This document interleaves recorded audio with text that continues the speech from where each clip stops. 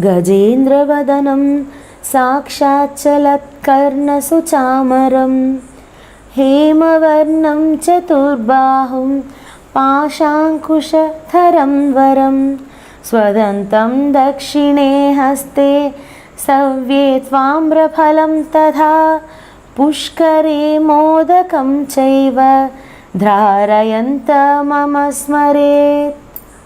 गजेन्द्रवदनं साक्षाच्चलत्कर्णसुचामरं हेमवर्णं चतुर्बाहुं पाशाङ्कुशधरं वरं स्वदन्तं दक्षिणे हस्ते सव्ये त्वाम्रफलं तथा पुष्करे मोदकं चैव धारयन्तमम स्मरेत्। गजेन्द्रवदनं साक्षाच्चलत्कर्णसुचामरं हेमवर्णं चतुर्बाहुं पाशाङ्कुशधरं वरं स्वदन्तं दक्षिणे हस्ते सव्ये त्वाम्रफलं तथा पुष्करे मोदकं चैव धारयन्तमम स्मरेत्। गजेन्द्रवदनं साक्षाच्चलत्कर्णसुचामरं हेमवर्णं चतुर्बाहुं पाशाङ्कुशधरं वरं स्वदन्तं दक्षिणे हस्ते सव्ये त्वाम्रफलं तथा पुष्करे मोदकं चैव धारयन्तमम स्मरेत्। गजेन्द्रवदनं साक्षाच्चलत्कर्णसुचामरं हेमवर्णं चतुर्बाहुं पाशाङ्कुशधरं वरं स्वदन्तं दक्षिणे हस्ते सव्ये त्वाम्रफलं तथा पुष्करे मोदकं चैव धारयन्तमम स्मरेत्। गजेन्द्रवदनं साक्षाच्चलत्कर्णसुचामरं हेमवर्णं चतुर्बाहुं पाशाङ्कुशधरं वरं स्वदन्तं दक्षिणे हस्ते सव्ये त्वाम्रफलं तथा पुष्करे मोदकं चैव धारयन्तमम स्मरेत्। गजेन्द्रवदनं साक्षाच्चलत्कर्णसुचामरं हेमवर्णं चतुर्बाहुं पाशाङ्कुशधरं वरं स्वदन्तं दक्षिणे हस्ते सव्ये त्वाम्रफलं तथा पुष्करे मोदकं चैव धारयन्तमम स्मरेत्। गजेन्द्रवदनं साक्षाच्चलत्कर्णसुचामरं हेमवर्णं चतुर्बाहुं पाशाङ्कुशधरं वरं स्वदन्तं दक्षिणे हस्ते सव्ये त्वाम्रफलं तथा पुष्करे मोदकं चैव धारयन्तमम स्मरेत्। गजेन्द्रवदनं साक्षाच्चलत्कर्णसुचामरं हेमवर्णं चतुर्बाहुं पाशाङ्कुशधरं वरं स्वदन्तं दक्षिणे हस्ते सव्ये त्वाम्रफलं तथा पुष्करे मोदकं चैव धारयन्तमम स्मरेत्। गजेन्द्रवदनं साक्षाच्चलत्कर्णसुचामरं हेमवर्णं चतुर्बाहुं पाशाङ्कुशधरं वरं स्वदन्तं दक्षिणे हस्ते सव्ये त्वाम्रफलं तथा पुष्करे मोदकं चैव धारयन्तमम स्मरेत्।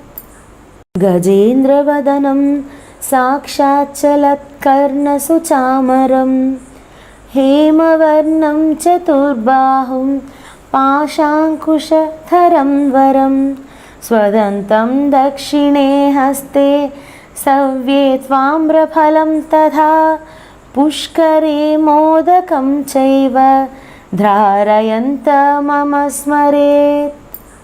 गजेन्द्रवदनं साक्षाच्चलत्कर्णसुचामरं हेमवर्णं चतुर्बाहुं पाशाङ्कुशधरं वरं स्वदन्तं दक्षिणे हस्ते सव्ये त्वाम्रफलं तथा पुष्करे मोदकं चैव धारयन्तमम स्मरेत्।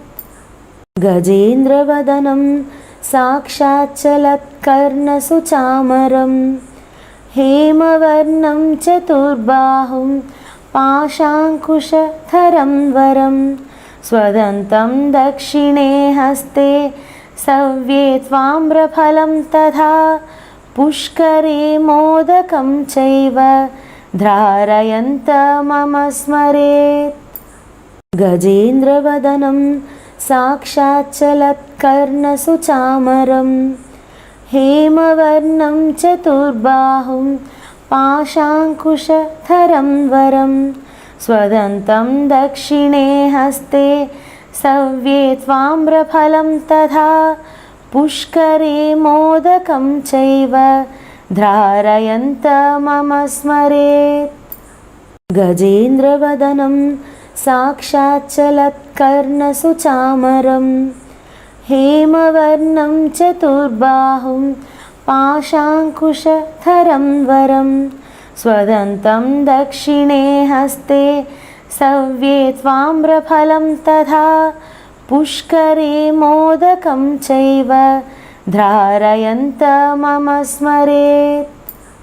गजेन्द्रवदनं साक्षाच्चलत्कर्णसुचामरं हेमवर्णं चतुर्बाहुं पाशाङ्कुशधरं वरं स्वदन्तं दक्षिणे हस्ते सव्ये त्वाम्रफलं तथा पुष्करे मोदकं चैव धारयन्तमम स्मरेत्। गजेन्द्रवदनं साक्षाच्चलत्कर्णसुचामरं हेमवर्णं चतुर्बाहुं पाशाङ्कुशधरं वरं स्वदन्तं दक्षिणे हस्ते सव्ये त्वाम्रफलं तथा पुष्करे मोदकं चैव धारयन्तमम स्मरेत्। गजेन्द्रवदनं साक्षाच्चलत्कर्णसुचामरं हेमवर्णं चतुर्बाहुं पाशाङ्कुशधरं वरं स्वदन्तं दक्षिणे हस्ते सव्ये त्वाम्रफलं तथा पुष्करे मोदकं चैव धारयन्तमम स्मरेत्। गजेन्द्रवदनं साक्षाच्चलत्कर्णसुचामरं हेमवर्णं चतुर्बाहुं पाशाङ्कुशधरं वरं स्वदन्तं दक्षिणे हस्ते सव्ये त्वाम्रफलं तथा पुष्करे मोदकं चैव धारयन्तमम स्मरेत्। गजेन्द्रवदनं साक्षाच्चलत्कर्णसुचामरं हेमवर्णं चतुर्बाहुं पाशाङ्कुशधरं वरं स्वदन्तं दक्षिणे हस्ते सव्ये त्वाम्रफलं तथा पुष्करे मोदकं चैव धारयन्तमम स्मरेत्। गजेन्द्रवदनं साक्षाच्चलत्कर्णसुचामरं हेमवर्णं चतुर्बाहुं पाशाङ्कुशधरं वरं स्वदन्तं दक्षिणे हस्ते सव्ये त्वाम्रफलं तथा पुष्करे मोदकं चैव धारयन्तमम स्मरेत्। गजेन्द्रवदनं साक्षाच्चलत्कर्णसुचामरं हेमवर्णं चतुर्बाहुं पाशाङ्कुशधरं वरं स्वदन्तं दक्षिणे हस्ते सव्ये त्वाम्रफलं तथा पुष्करे मोदकं चैव धारयन्तमम स्मरेत्। गजेन्द्रवदनं साक्षाच्चलत्कर्णसुचामरं हेमवर्णं चतुर्बाहुं पाशाङ्कुशधरं वरं स्वदन्तं दक्षिणे हस्ते सव्ये त्वाम्रफलं तथा पुष्करे मोदकं चैव धारयन्तमम स्मरेत्। गजेन्द्रवदनं साक्षाच्चलत्कर्णसुचामरं हेमवर्णं चतुर्बाहुं पाशाङ्कुशधरं वरं स्वदन्तं दक्षिणे हस्ते सव्ये त्वाम्रफलं तथा पुष्करे मोदकं चैव धारयन्तमम स्मरेत्। गजेन्द्रवदनं साक्षाच्चलत्कर्णसुचामरं हेमवर्णं चतुर्बाहुं पाशाङ्कुशधरं वरं स्वदन्तं दक्षिणे हस्ते सव्ये त्वाम्रफलं तथा पुष्करे मोदकं चैव धारयन्तमम स्मरेत्। गजेन्द्रवदनं साक्षाच्चलत्कर्णसुचामरं हेमवर्णं चतुर्बाहुं पाशाङ्कुशधरं वरं स्वदन्तं दक्षिणे हस्ते सव्ये त्वाम्रफलं तथा पुष्करे मोदकं चैव धारयन्तमम स्मरेत्।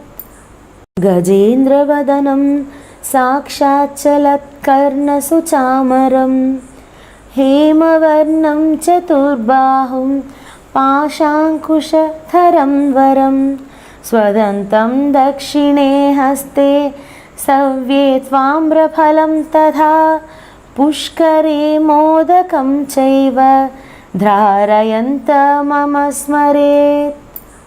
गजेन्द्रवदनं साक्षाच्चलत्कर्णसुचामरं हेमवर्णं चतुर्बाहुं पाशाङ्कुशधरं वरं स्वदन्तं दक्षिणे हस्ते सव्ये त्वाम्रफलं तथा पुष्करे मोदकं चैव धारयन्तमम स्मरेत्। गजेन्द्रवदनं साक्षाच्चलत्कर्णसुचामरं हेमवर्णं चतुर्बाहुं पाशाङ्कुशधरं वरं स्वदन्तं दक्षिणे हस्ते सव्ये त्वाम्रफलं तथा पुष्करे मोदकं चैव धारयन्तमम स्मरेत्। गजेन्द्रवदनं साक्षाच्चलत्कर्णसुचामरं हेमवर्णं चतुर्बाहुं पाशाङ्कुशधरं वरं स्वदन्तं दक्षिणे हस्ते सव्ये त्वाम्रफलं तथा पुष्करे मोदकं चैव धारयन्तमम स्मरेत्। गजेन्द्रवदनं साक्षाच्चलत्कर्णसुचामरं हेमवर्णं चतुर्बाहुं पाशाङ्कुशधरं वरं स्वदन्तं दक्षिणे हस्ते सव्ये त्वाम्रफलं तथा पुष्करे मोदकं चैव धारयन्तमम स्मरेत्। गजेन्द्रवदनं साक्षाच्चलत्कर्णसुचामरं हेमवर्णं चतुर्बाहुं पाशाङ्कुशधरं वरं स्वदन्तं दक्षिणे हस्ते सव्ये त्वाम्रफलं तथा पुष्करे मोदकं चैव धारयन्तमम स्मरेत्। गजेन्द्रवदनं साक्षाच्चलत्कर्णसुचामरं हेमवर्णं चतुर्बाहुं पाशाङ्कुशधरं वरं स्वदन्तं दक्षिणे हस्ते सव्ये त्वाम्रफलं तथा पुष्करे मोदकं चैव धारयन्तमम स्मरेत्। गजेन्द्रवदनं साक्षाच्चलत्कर्णसुचामरं हेमवर्णं चतुर्बाहुं पाशाङ्कुशधरं वरं स्वदन्तं दक्षिणे हस्ते सव्ये त्वाम्रफलं तथा पुष्करे मोदकं चैव धारयन्तमम स्मरेत्। गजेन्द्रवदनं साक्षाच्चलत्कर्णसुचामरं हेमवर्णं चतुर्बाहुं पाशाङ्कुशधरं वरं स्वदन्तं दक्षिणे हस्ते सव्ये त्वाम्रफलं तथा पुष्करे मोदकं चैव धारयन्तमम स्मरेत्।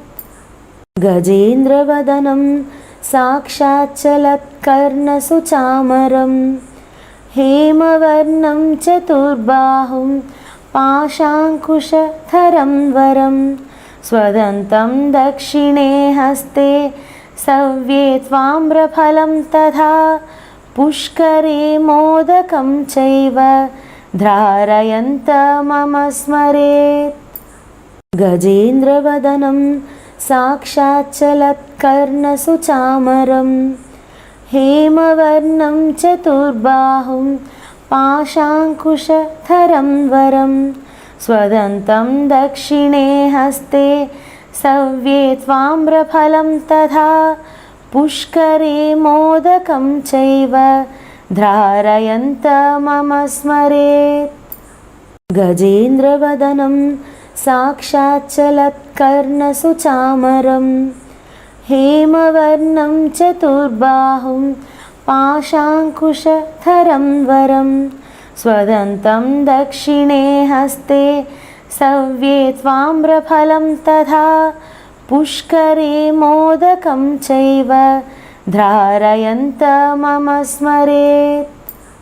गजेन्द्रवदनं साक्षाच्चलत्कर्णसुचामरं हेमवर्णं चतुर्बाहुं पाशाङ्कुशधरं वरं स्वदन्तं दक्षिणे हस्ते सव्ये त्वाम्रफलं तथा पुष्करे मोदकं चैव धारयन्तमम स्मरेत्।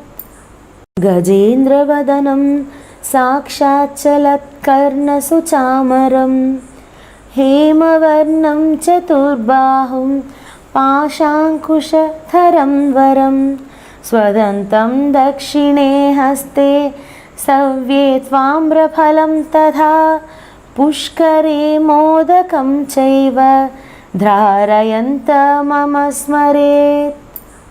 गजेन्द्रवदनं साक्षाच्चलत्कर्णसुचामरं हेमवर्णं चतुर्बाहुं पाशाङ्कुशधरं वरं स्वदन्तं दक्षिणे हस्ते सव्ये त्वाम्रफलं तथा पुष्करे मोदकं चैव धारयन्तमम स्मरेत्।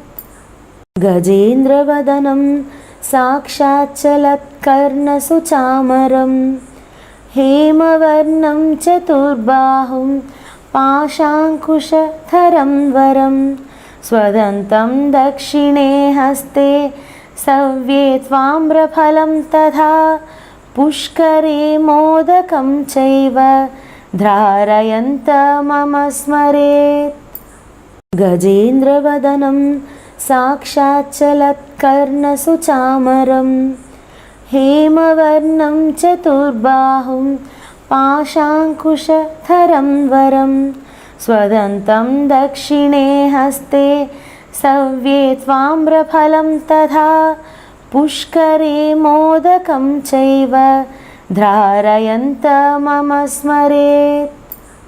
गजेन्द्रवदनं साक्षाच्चलत्कर्णसुचामरं हेमवर्णं चतुर्बाहुं पाशाङ्कुशधरं वरं स्वदन्तं दक्षिणे हस्ते सव्ये त्वाम्रफलं तथा पुष्करे मोदकं चैव धारयन्तमम स्मरेत्। गजेन्द्रवदनं साक्षाच्चलत्कर्णसुचामरं हेमवर्णं चतुर्बाहुं पाशाङ्कुशधरं वरं स्वदन्तं दक्षिणे हस्ते सव्ये त्वाम्रफलं तथा पुष्करे मोदकं चैव धारयन्तमम स्मरेत्।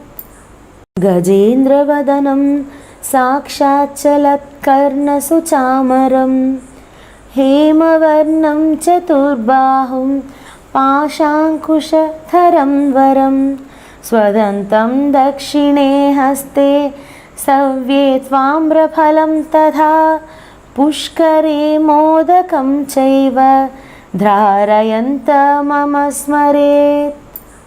गजेन्द्रवदनं साक्षाच्चलत्कर्णसुचामरं हेमवर्णं चतुर्बाहुं पाशाङ्कुशधरं वरं स्वदन्तं दक्षिणे हस्ते सव्ये त्वाम्रफलं तथा पुष्करे मोदकं चैव धारयन्तमम स्मरेत्। गजेन्द्रवदनं साक्षाच्चलत्कर्णसुचामरं हेमवर्णं चतुर्बाहुं पाशाङ्कुशधरं वरं स्वदन्तं दक्षिणे हस्ते सव्ये त्वाम्रफलं तथा पुष्करे मोदकं चैव धारयन्तमम स्मरेत्। गजेन्द्रवदनं साक्षाच्चलत्कर्णसुचामरं हेमवर्णं चतुर्बाहुं पाशाङ्कुशधरं वरं स्वदन्तं दक्षिणे हस्ते सव्ये त्वाम्रफलं तथा पुष्करे मोदकं चैव धारयन्तमम स्मरेत्। गजेन्द्रवदनं साक्षाच्चलत्कर्णसुचामरं हेमवर्णं चतुर्बाहुं पाशाङ्कुशधरं वरं स्वदन्तं दक्षिणे हस्ते सव्ये त्वाम्रफलं तथा पुष्करे मोदकं चैव धारयन्तमम स्मरेत्। गजेन्द्रवदनं साक्षाच्चलत्कर्णसुचामरं हेमवर्णं चतुर्बाहुं पाशाङ्कुशधरं वरं स्वदन्तं दक्षिणे हस्ते सव्ये त्वाम्रफलं तथा पुष्करे मोदकं चैव धारयन्तमम स्मरेत्। गजेन्द्रवदनं साक्षाच्चलत्कर्णसुचामरं हेमवर्णं चतुर्बाहुं पाशाङ्कुशधरं वरं स्वदन्तं दक्षिणे हस्ते सव्ये त्वाम्रफलं तथा पुष्करे मोदकं चैव धारयन्तमम स्मरेत्। गजेन्द्रवदनं साक्षाच्चलत्कर्णसुचामरं हेमवर्णं चतुर्बाहुं पाशाङ्कुशधरं वरं स्वदन्तं दक्षिणे हस्ते सव्ये त्वाम्रफलं तथा पुष्करे मोदकं चैव धारयन्तमम स्मरेत्। गजेन्द्रवदनं साक्षाच्चलत्कर्णसुचामरं हेमवर्णं चतुर्बाहुं पाशाङ्कुशधरं वरं स्वदन्तं दक्षिणे हस्ते सव्ये त्वाम्रफलं तथा पुष्करे मोदकं चैव धारयन्तमम स्मरेत्। गजेन्द्रवदनं साक्षाच्चलत्कर्णसुचामरं हेमवर्णं चतुर्बाहुं पाशाङ्कुशधरं वरं स्वदन्तं दक्षिणे हस्ते सव्ये त्वाम्रफलं तथा पुष्करे मोदकं चैव धारयन्तमम स्मरेत्। गजेन्द्रवदनं साक्षाच्चलत्कर्णसुचामरं हेमवर्णं चतुर्बाहुं पाशाङ्कुशधरं वरं स्वदन्तं दक्षिणे हस्ते सव्ये त्वाम्रफलं तथा पुष्करे मोदकं चैव धारयन्तमम स्मरेत्। गजेन्द्रवदनं साक्षाच्चलत्कर्णसुचामरं हेमवर्णं चतुर्बाहुं पाशाङ्कुशधरं वरं स्वदन्तं दक्षिणे हस्ते सव्ये त्वाम्रफलं तथा पुष्करे मोदकं चैव धारयन्तमम स्मरेत्।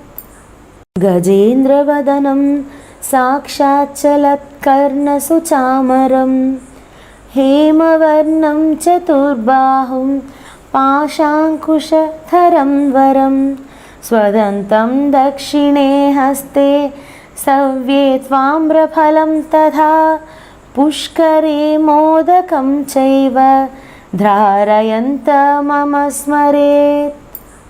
गजेन्द्रवदनं साक्षाच्चलत्कर्णसुचामरं हेमवर्णं चतुर्बाहुं पाशाङ्कुशधरं वरं स्वदन्तं दक्षिणे हस्ते सव्ये त्वाम्रफलं तथा पुष्करे मोदकं चैव धारयन्तमम स्मरेत्। गजेन्द्रवदनं साक्षाच्चलत्कर्णसुचामरं हेमवर्णं चतुर्बाहुं पाशाङ्कुशधरं वरं स्वदन्तं दक्षिणे हस्ते सव्ये त्वाम्रफलं तथा पुष्करे मोदकं चैव धारयन्तमम स्मरेत्। गजेन्द्रवदनं साक्षाच्चलत्कर्णसुचामरं हेमवर्णं चतुर्बाहुं पाशाङ्कुशधरं वरं स्वदन्तं दक्षिणे हस्ते सव्ये त्वाम्रफलं तथा पुष्करे मोदकं चैव धारयन्तमम स्मरेत्।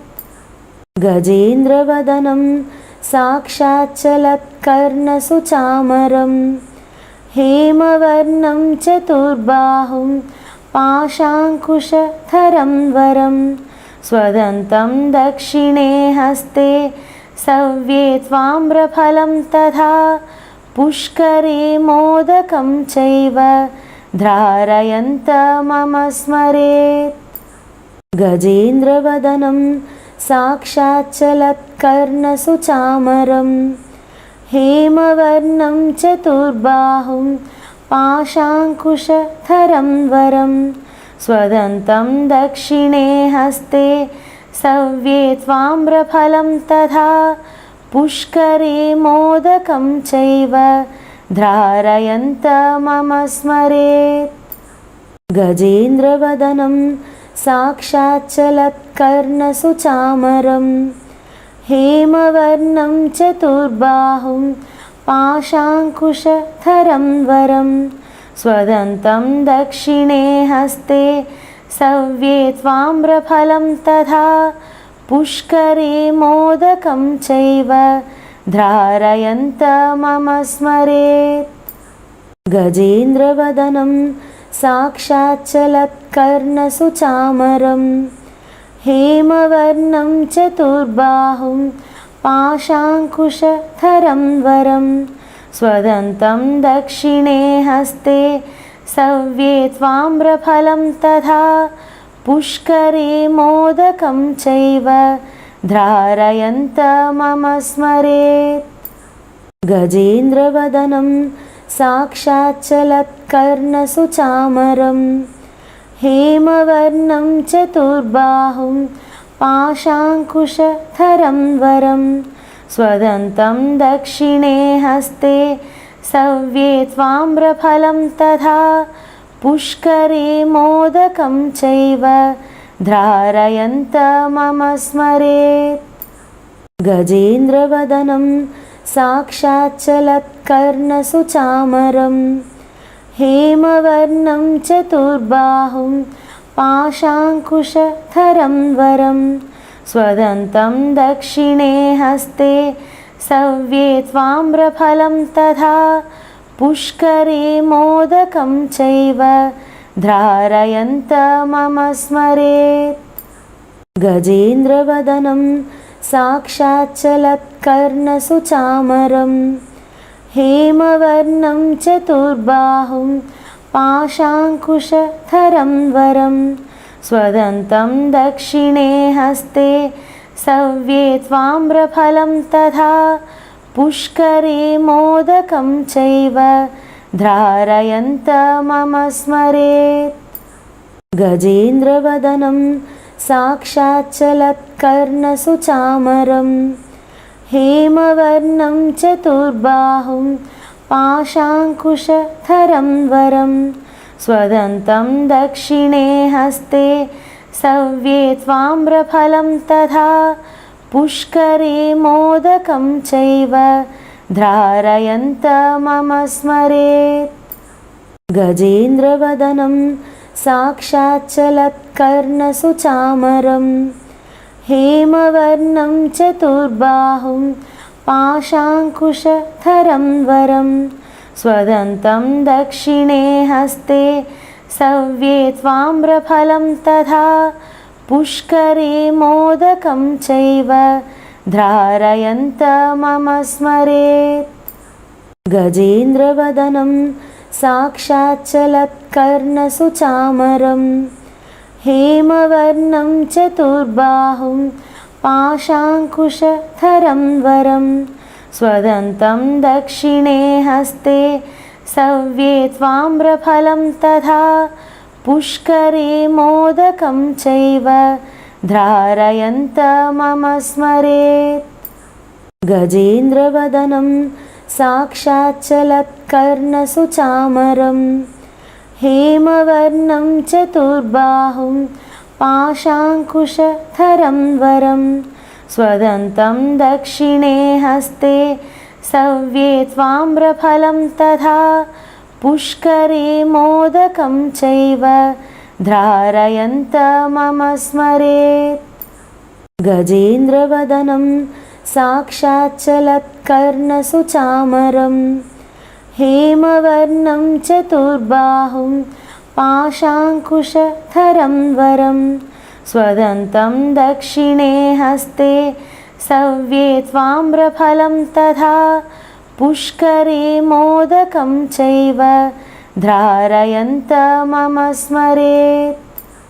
गजेन्द्रवदनं साक्षाच्चलत्कर्णसुचामरं हेमवर्णं चतुर्बाहुं पाशाङ्कुशधरं वरं स्वदन्तं दक्षिणे हस्ते सव्ये त्वाम्रफलं तथा पुष्करे मोदकं चैव धारयन्तमम स्मरेत्। गजेन्द्रवदनं साक्षाच्चलत्कर्णसुचामरं हेमवर्णं चतुर्बाहुं पाशाङ्कुशधरं वरं स्वदन्तं दक्षिणे हस्ते सव्ये त्वाम्रफलं तथा पुष्करे मोदकं चैव धारयन्तमम स्मरेत्।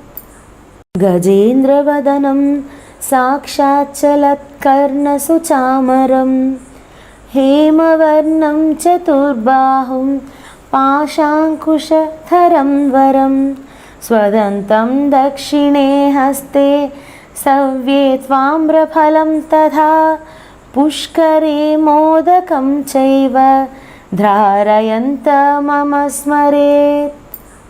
गजेन्द्रवदनं साक्षाच्चलत्कर्णसुचामरं हेमवर्णं चतुर्बाहुं पाशाङ्कुशधरं वरं स्वदन्तं दक्षिणे हस्ते सव्ये त्वाम्रफलं तथा पुष्करे मोदकं चैव धारयन्तमम स्मरेत्। गजेन्द्रवदनं साक्षाच्चलत्कर्णसुचामरं हेमवर्णं चतुर्बाहुं पाशाङ्कुशधरं वरं स्वदन्तं दक्षिणे हस्ते सव्ये त्वाम्रफलं तथा पुष्करे मोदकं चैव धारयन्तमम स्मरेत्। गजेन्द्रवदनं साक्षाच्चलत्कर्णसुचामरं हेमवर्णं चतुर्बाहुं पाशाङ्कुशधरं वरं स्वदन्तं दक्षिणे हस्ते सव्ये त्वाम्रफलं तथा पुष्करे मोदकं चैव धारयन्तमम स्मरेत्। गजेन्द्रवदनं साक्षाच्चलत्कर्णसुचामरं हेमवर्णं चतुर्बाहुं पाशाङ्कुशधरं वरं स्वदन्तं दक्षिणे हस्ते सव्ये त्वाम्रफलं तथा पुष्करे मोदकं चैव धारयन्तमम स्मरेत्। गजेन्द्रवदनं साक्षाच्चलत्कर्णसुचामरं हेमवर्णं चतुर्बाहुं पाशाङ्कुशधरं वरं स्वदन्तं दक्षिणे हस्ते सव्ये त्वाम्रफलं तथा पुष्करे मोदकं चैव धारयन्तमम स्मरेत्। गजेन्द्रवदनं साक्षाच्चलत्कर्णसुचामरं हेमवर्णं चतुर्बाहुं पाशाङ्कुशधरं वरं स्वदन्तं दक्षिणे हस्ते सव्ये त्वाम्रफलं तथा पुष्करे मोदकं चैव धारयन्तमम स्मरेत्। गजेन्द्रवदनं साक्षाच्चलत्कर्णसुचामरं हेमवर्णं चतुर्बाहुं पाशाङ्कुशधरं वरं स्वदन्तं दक्षिणे हस्ते सव्ये त्वाम्रफलं तथा पुष्करे मोदकं चैव धारयन्तमम स्मरेत्।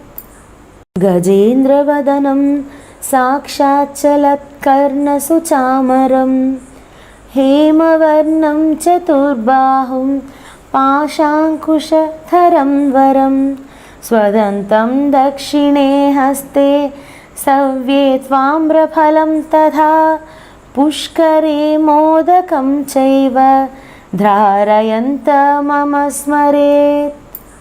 गजेन्द्रवदनं साक्षाच्चलत्कर्णसुचामरं हेमवर्णं चतुर्बाहुं पाशाङ्कुशधरं वरं स्वदन्तं दक्षिणे हस्ते सव्ये त्वाम्रफलं तथा पुष्करे मोदकं चैव धारयन्तमम स्मरेत्।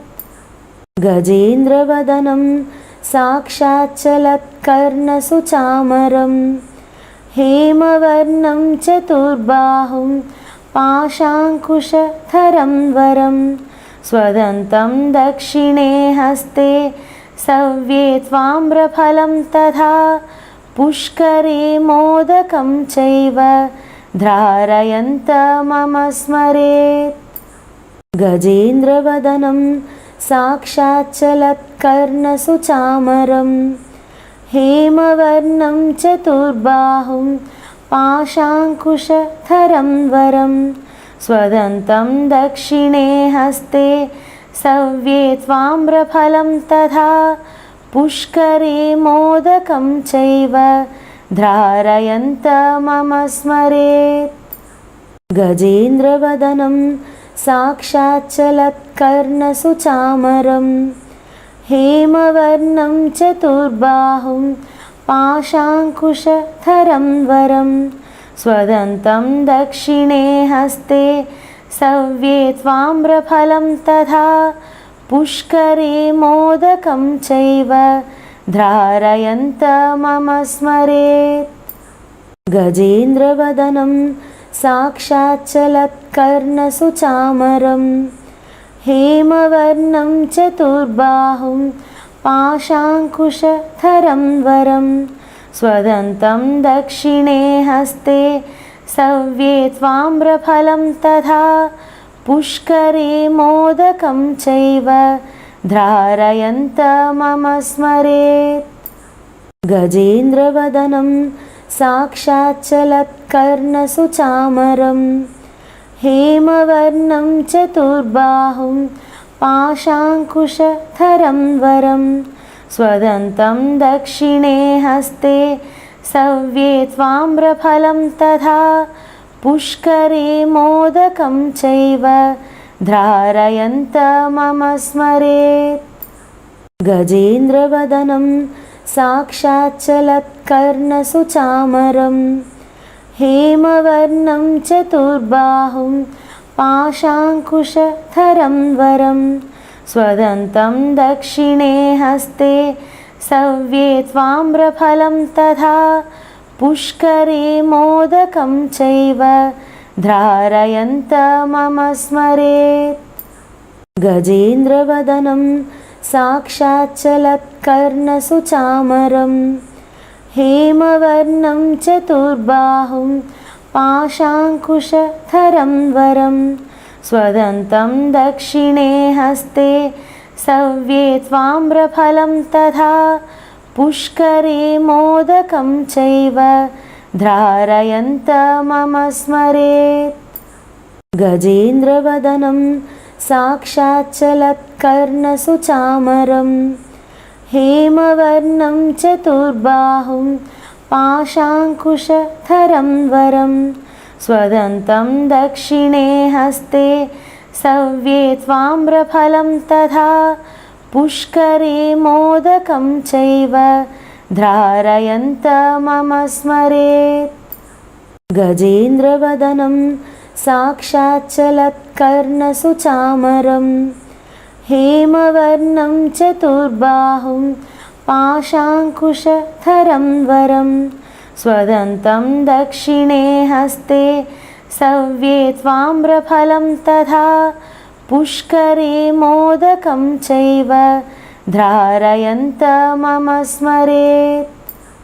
गजेन्द्रवदनं साक्षाच्चलत्कर्णसुचामरं हेमवर्णं चतुर्बाहुं पाशाङ्कुशधरं वरं स्वदन्तं दक्षिणे हस्ते सव्ये त्वाम्रफलं तथा पुष्करे मोदकं चैव धारयन्तमम स्मरेत्।